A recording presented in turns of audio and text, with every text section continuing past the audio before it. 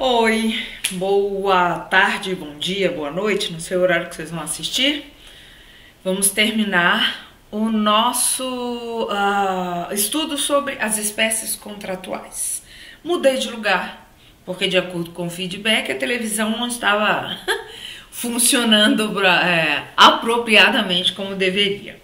Mas vamos lá, nós vamos falar das 5 cláusulas especiais do contrato de compra e venda, que é o que ficou faltando, e do contrato de doação. Se tiverem alguma dúvida, ainda temos semana que vem para esclarecer, beleza? Sobre a compra e venda, nós temos 5 cláusulas especiais que podem ir no contrato. A primeira dessas cláusulas é a cláusula de retrovenda. O que significa isso? Eu vendo um bem, e aí observo o seguinte: cláusula de retrovenda só vale para bem imóvel, não vale para bem imóvel, ok? Eu vendo um bem imóvel, coloco ele à venda e no contrato eu digo que eu quero recomprar este bem daqui a um período de tempo. Qual é esse período de tempo? Pode ser 1 ano, pode ser 2 anos, pode ser 3 anos e não pode ser mais. A retrovenda não pode ser estipulada por um prazo maior de 3 anos. Mas entre 0 e 3 anos eu posso exercer o meu direito de retrovenda. Então significa o quê? Vendi um bem imóvel, nesse prazo eu posso recomprá-lo, pagando o preço, pagando as despesas que o comprador teve e pagando as benfeitorias que eventualmente ele tenha feito no imóvel. Sabe onde geralmente isso é usado? Às vezes assim, imagina que vem um amigo e me pede um dinheiro emprestado, um dinheiro muito alto. Eu não quero correr o risco de ter que emprestar esse recurso e depois ficar vendo navios, não receber, e eu não quero passar por, caso não recebo, por um procedimento judicial de cobrança, de execução. Então o que eu faço? Meu amigo tem lá um bem, vamos combinar o seguinte: eu te empresto o dinheiro, só que você transfere para mim a tua propriedade imóvel. Você tem 3 anos aí para me pagar, né? Coloca-se o preço, faz-se a avaliação, tudo direitinho. Se a pessoa no final de 3 anos vir, no período vem, pagou o recurso, devolve-se a propriedade para ela, né? Faz-se uma nova, retrovenda, faz-se uma nova venda para essa pessoa que foi o vendedor e passa a ser o comprador, entendeu? É um exemplo de utilidade, tá? Mas o código não vai dizer qual é a utilidade, ele só vai dizer: é possível numa compra e venda de bem imóvel existir uma cláusula de retrovenda. Presta atenção em 2 coisas importantes aqui. Se existe o contrato de compra e venda e tem lá a cláusula de retrovenda e eu vendo este bem para uma terceira pessoa, o que vai acontecer? Essa venda feita, ela é anulável. Ela está sujeita ao quê? Aquela pessoa que me vendeu originalmente o imóvel, que tinha direito a comprá-lo novamente de mim, vai até a justiça e anula a venda feita a terceiro. Porque quem tem direito de recomprar no prazo de 3 anos é o vendedor. Outra coisa, esse direito é cessível e transmissível. O que significa isso? Eu vendi um bem imóvel e está lá a cláusula de retrovenda. Não vou exercer o meu direito de retrovenda. Então eu posso, por um instrumento particular, fazer uma cessão à terceira pessoa deste direito. E ela pode, no caso, ela passa a poder exercer o direito de retrovenda. Transmissível quer dizer o quê? Faleci. Ainda estou no meu prazo de exercer o direito de retrovenda. Perco o direito? Não, esse direito passa aos meus herdeiros. Se eles não vão querer exercê-lo é outra coisa. Mas esse dinheiro passa, beleza? Primeira coisa, então, é a cláusula de retrovenda. Primeira cláusula especial. Segunda cláusula especial é a venda a contento. O que significa isso? Essa venda a contento a gente chama de uma cláusula suspensiva no contrato de compra e venda. Então foi feito o contrato de compra e venda, ok? Passou-se de um para outro. Só que diz o seguinte: a hora que eu receber o bem, eu tenho que gostar desse bem, eu tenho que constatar que ele tem as qualidades e que ele está em perfeitas condições como nós combinamos. Se eu aprovar, se eu gostar, não, tá tudo certo, tá tudo como nós combinamos, o contrato se conclui. Senão, o contrato fica desfeito, entendeu? Por isso que a gente chama de cláusula suspensiva, porque a efetivação do contrato ela vai ficar sujeita à aprovação do comprador. Ele recebe o bem, tá ok, aí o contrato se conclui, senão ele se desfaz, certo? Facinhos esse daí. O comprador tem que gostar da coisa que comprou. Deixa eu fazer uma observação aqui. Isso não tem nada a ver com aquele prazo da internet, quando você compra um bem pela internet, ele chega, você tem 7 dias, isso aí está relacionado lá com o direito do consumidor, o direito de desfazer do negócio, entendeu? Devolver, baseado no direito do consumidor, que as compras que não são realizadas no estabelecimento comercial, elas podem ser devolvidas, ok? Qual a defesa do consumidor? Isso aqui é outra coisa, tá? Relação entre civis. Outro direito, outra cláusula especial, terceira cláusula especial. É a cláusula... Desculpa, gente. É que a palavra é preempção. Por isso que eu tô engasgando. É cláusula de preempção ou preferência, ok? Nada a ver com preempção do direito. Deixa isso pra lá, não vamos confundir. Preempção ou preferência, você pode usar essa palavra aí. O que significa preferência? Eu faço um contrato de compra e venda, vendi um bem, e esse daqui, olha que interessante, esse daqui pode ser para bem móvel ou para bem imóvel. O que é o direito de preferência? Vendi. Mas tem lá uma cláusula dizendo assim, que caso a pessoa que comprou vá vender este bem para um terceiro, eu tenho preferência na compra. Primeiro eu tenho que ser acionado para exercer o meu direito de preferência. E aí como é que funciona? Se o bem é móvel, eu tenho um prazo, existe um prazo de 180 dias. Então vendi uma guitarra para Maria. E a Maria gostou da guitarra e tal. Mas está lá no meu contrato de compra e venda que eu tenho direito de preferência. Passou-se 100 dias. A Maria resolveu vender essa guitarra. Ela tem que perguntar para mim se eu não quero comprar novamente. Se eu disser que eu quero comprar, o bem é meu. Se eu disser não quero comprar, ela pode vender para terceiro, ok? Quando ela me aciona dizendo eu vou vender este bem, eu tenho 3 dias para respondê-la. Se eu não responder em 3 dias, perco o meu direito de preferência. Ela pode vender para terceiro para quem quiser, sem qualquer dificuldade. No caso de bem imóvel, esse direito é de 2 anos. Vendi o bem. Se em 2 anos a pessoa for vender novamente, primeiro tem que oferecer para mim. Ofereceu para mim, eu tenho 60 dias para responder se eu quero ou não. Se eu não comprar, se eu não aceitar em 60 dias, ela pode vender para terceiro, entendeu? Então, este daí, olha só a diferença. Retrovenda, há um compromisso de que eu vou vender de novo para quem me vendeu o bem. Esse direito tem que ser exercido em 3 anos da data da venda. Só vale para bem imóveis. O direito de preferência é diferente. Pode acontecer ou não. É caso o comprador queira vender o bem móvel em 180 dias e imóvel em 2 anos, ele oferece primeiro para o vendedor, tá bom? Esse direito não é acessível e nem transmissível por herança. Se eu morri, não transmite aos meus herdeiros. Se eu não quero exercer, eu não posso passar para terceiro. É exclusivo para mim, ok?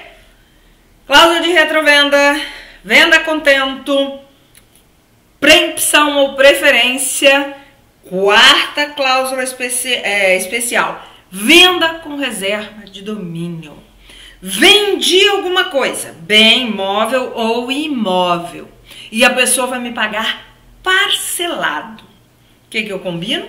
Beleza, tudo bem, posso vender você parcelar para você parcelado, mas eu vou ficar com a propriedade para mim, eu vou reservá-la para mim A posse você pode ter, mas eu vou reservar a propriedade para mim até você pagar. Eu só vou passar para você o título de propriedade quando efetivamente, quando finalmente você pagar a última parcela.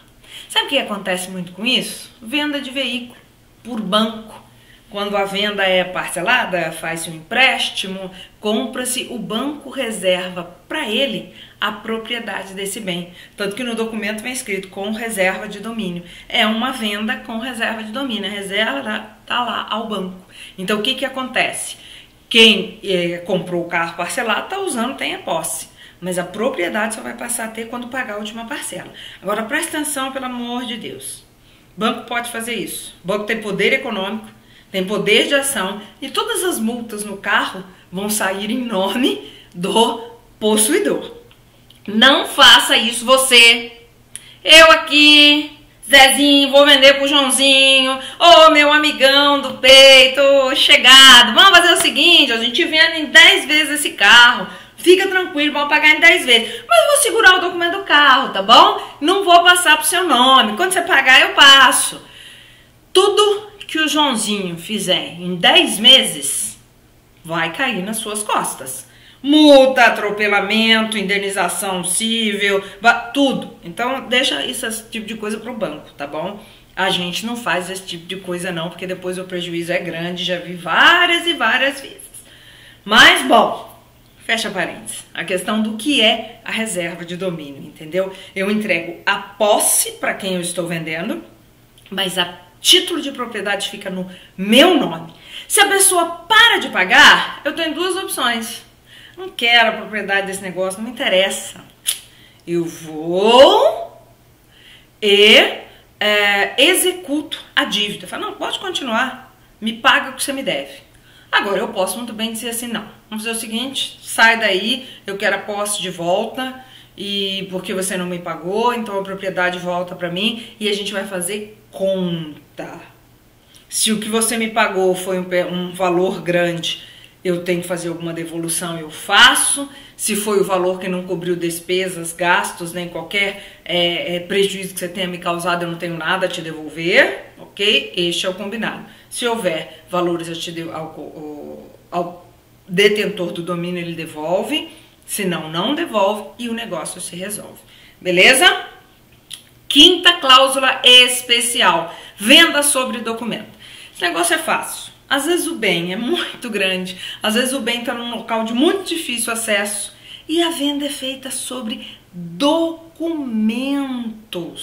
Então, a tradição, a posse do bem, seja ele móvel ou imóvel, ele passa a ser, na verdade, perdão,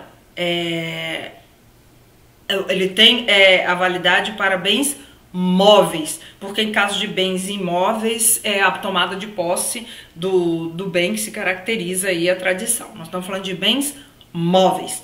A venda sobre documentos é aplicado para bens móveis. Eu tenho um bem que está num difícil acesso, que a locomoção dele, o transporte dele é difícil, então a gente substitui pelo seguinte: eu não preciso tomar posse efetivamente, mas o documento de propriedade, quando é passado para mim, transferido a propriedade, já me serve como com caracterização da tradição do bem. Por exemplo, eu compro um galpão cheio de grãos de café. Tá no galpão da pessoa. Eu não preciso transferir esse café todo para o meu galpão para fazer a venda para outro. O que eu faço? A gente simplesmente transmite o título de propriedade desse café. Conforme eu for vendendo, fica combinado que vai ficar lá naquele galpão. Conforme eu for vendendo, esse café vai saindo do galpão, entendeu? Então o que é? É uma venda sobre documento, porque o bem continua lá. Eu não entrei na posse, eu não toquei, eu não peguei. E por isso é sobre bem móvel. Mas o documento me dá a propriedade. Às vezes é uma máquina em outro país de muito difícil locomoção. Como é que eu vou trazer? Não, a propriedade já está aqui. No momento em que eu assinei sobre esse documento, a propriedade já é minha. E aí a responsabilidade de transporte, de locomoção desse maquinário ou para o que quer que seja é minha, entendeu? Ah, um navio que está lá no porto. Eu não vou tirar o navio do porto, não. Então, transmissão e a entrada em posse já é suficiente, entendeu? Então essa é a venda sobre documento. O que caracteriza a tradição, a tomada de posse do bem é a assinatura dos documentos, é a transmissão do título de propriedade, ok? Então essas são as 5 cláusulas essenciais do contrato de compra e venda. Retrovenda, venda a contento, que é uma cláusula suspensiva, preempção ou preferência, venda com reserva de domínio e venda sobre documentos, ok? 5 cláusulas especiais.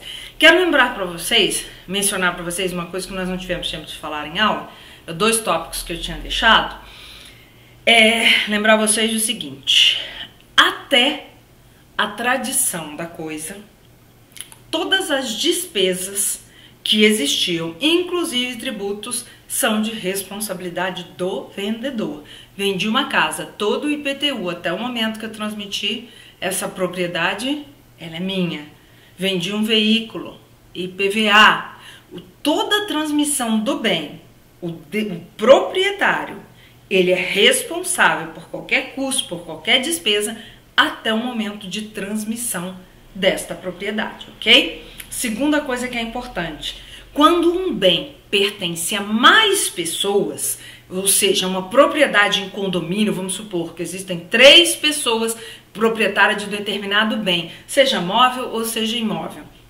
Se um quer vender, ele não pode vender para terceiros antes de oferecer para os outros 2. Então, primeiro ele oferece para os outros 2. Só se os outros 2 não aceitarem, é que ele oferece para um terceiro. Se for mais um, se for mais 5, não interessa. Venda em condomínio, você oferece primeiro para os outros coproprietários, para depois oferecer para terceiro. Detalhe, são os 3, um está vendendo. Quem que tem a preferência aqui? Primeiro, se são cotas diferentes, quem tem a maior cota, ele tem o direito. Então, quem tem a maior cota vai ter preferência na compra. Se ele não quiser, pode o outro querer, entendeu? Os 2 têm iguais. Ele faz a proposta, funciona a linha do é meu, nada reles. Quem disser, opa, eu quero, fiz o depósito, pode levar o bem, tá bom? Sobre compra e venda, com as informações da aula, mas isso nós completamos, tá bom? Beber uma água, porque agora nós vamos falar da doação.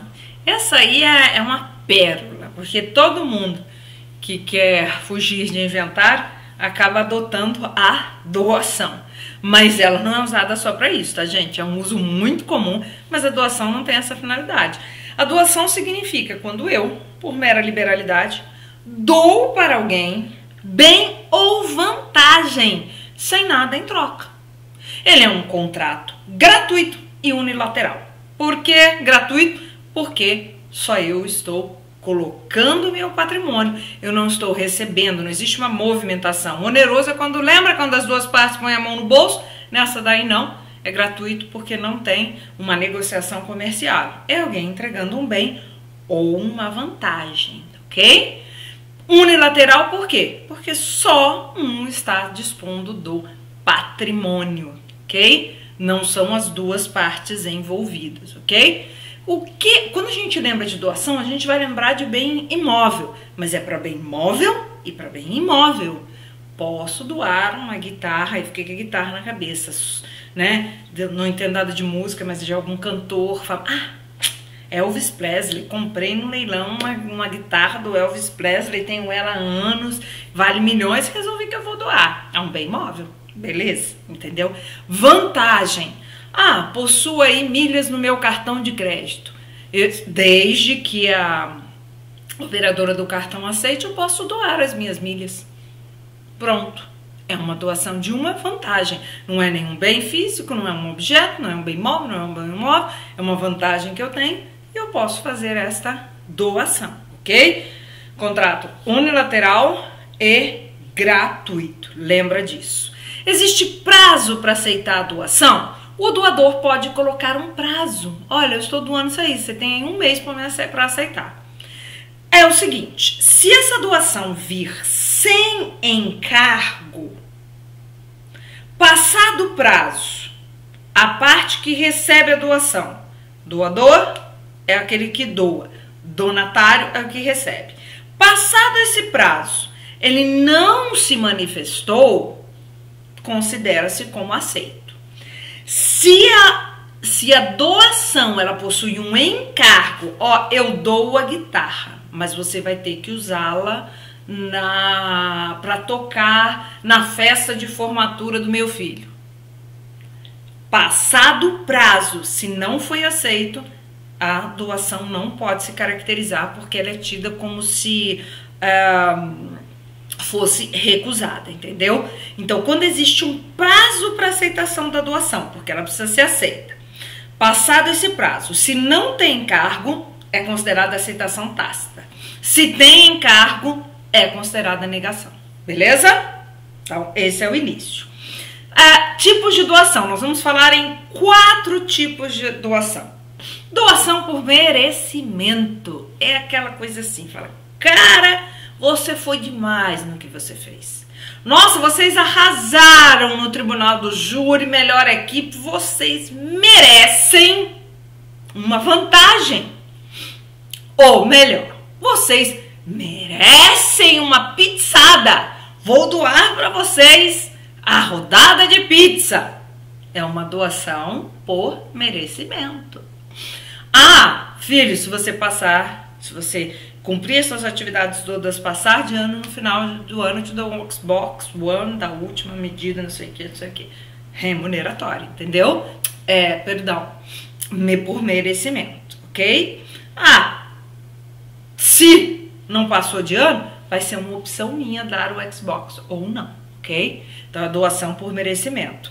Nossa, doutor, fiquei tão feliz, o senhor salvou a vida da minha sogra. Olha que benção, salvou a vida. Eu quero lhe dar aqui um presente, esse carro, essa Mercedes-Benz aí, em merecimento, em razão. É uma doação, ela é só pra gente saber o motivo da doação. Mas ela não vai se diferir da doação de, doei o carro para você. Porque no final das contas, na hora da transferência do título da propriedade, você não coloca lá doação por merecimento, tá bom? É só pra gente saber as questões que fazem. A motivação da doação, porque a legislação fala. Outra motivação é a que a gente chama de doação remuneratória. Olha, você prestou um serviço para mim, eu te devo lá R$500. Nossa, mas você fez isso tudo muito bem, então vou fazer o seguinte, eu vou te dar um bem que vale R$1.000, aí eu estou te pagando, e o excedente é considerado como uma doação remuneratória, ok? Ou eu posso pagar os R$500 e dar um bem no valor de R$500 porque eu quero dar, porque eu acho que o serviço que você prestou para mim, ele valia mais do que você cobrou, ok? De novo, são nomenclatura, uma doação remuneratória pela prestação de um serviço. Ou às vezes a pessoa fez um serviço e não cobrou. É uma hipótese também. Mas eu acho que você merece um presente porque você fez esse serviço para mim. São hipóteses, tá? Remuneratória, por merecimento, mas isso não muda a questão de como se processa a doação, porque é a entrega de um bem sem cobrar nada em troca, ok? Então são 2 tipos de doação. Nessas próximas 2 doações, elas sim têm alguma diferença jurídica, tá? É a doação com encargo. Eu dou alguma coisa, mas eu exijo, peço em troca dessa doação que a pessoa que está recebendo faça algo. E aí, se a pessoa não faz, a doação pode ser revogada. Diferente dessa doação por merecimento ou por remuneratória. Não existe ligação jurídica, relação jurídica entre um fato e outro. Vai haver assim a doação, estou entregando porque eu quero. E pronto. Não é que você tem que fazer alguma coisa. Não, você fez, eu quero dar. Ela se processa da mesma forma e não pode ser revogada porque a pessoa não mereceu ou desfez o serviço. Não, já nessa é diferente. Essa ela tem uma relevância jurídica. Doação com encargo. Olha, eu vou doar este terreno para você, mas você tem que construir uma igreja nele. Tá ok? Tá aqui, o terreno fica para você, mas você precisa construir uma igreja. Ah, doei o terreno, a pessoa não construiu a igreja. Desfaz a doação. Ela pode ser desfeita, tem que me devolver o terreno, porque ela tinha um encargo. Doação com reserva de usufruto. Ora, estou doando este bem para você. Uma casa, um veículo, mas olha, o uso é meu. Isso significa o quê? Que quando eu faço uma doação com reserva de usufruto, eu estou doando a propriedade para a pessoa. Ela passa a ser titular.